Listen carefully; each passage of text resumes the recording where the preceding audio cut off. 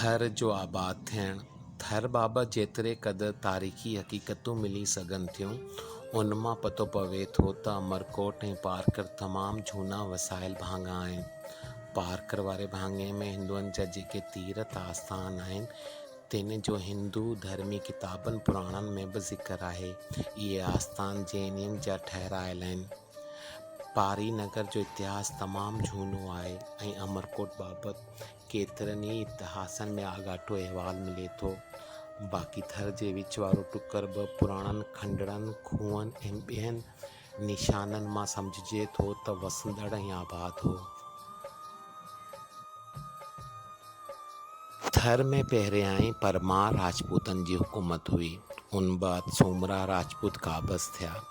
1125 ईस्वीअ में सोढा राजपूत थर में आया, जन अव्वल अमरकोट हथु कयो ऐं पोइ उन जे आसपास वारो मुल्क हथु करे पारकर ॾे वधिया। उन खां अॻु विचों थर कॾहिं आबाद त कॾहिं वीरान पे रहियो ऐं मंझंदि फूरू ऐं चोर अची पनाह वठंदा हुआ। राजपूतनि जे अचण बाद भील बि हिते आया, जे उन्हनि जा मिलिट्री या जंगी सिपाही हुआ, जन हिते अची ॿनियूं कयूं ऐं पंहिंजा तड़ यानी खूह खोटे ॻोठ ॿधी वेठा ऐं पोइ खोसा बि अची रहिया। हिंदुअनि मां राजपूत, भील, कोली, मेघवाड़, ब्राह्मण, महेश्वरी, सोनारा, नाई, चारण, सूटहर, जाट, माली ऐं बजीर सभु मारवाड़ खां आयल आहिनि। लोहाणा ऐं सारसूत ब्राह्मण टालपुरनि जे ॾींहंनि में सिंध खां मुलाज़मत ऐं वापार जे सांगे अची रहिया।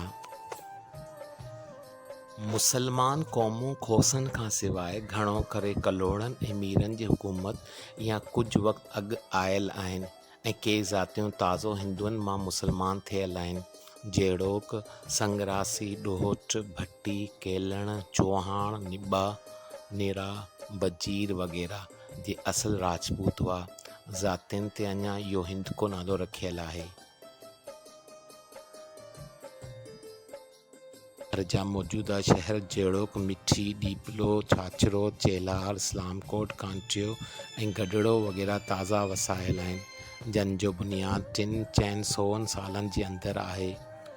अमरकोट, पारी नगर, नंगर पारकर, भोॾेसर, वीरावा, केरटी ऐं हंजतल वग़ैरह ऐं ॿिया के शहर हूंदा जिन जो इतिहास नथो मिले, झूना वसायल आहिनि।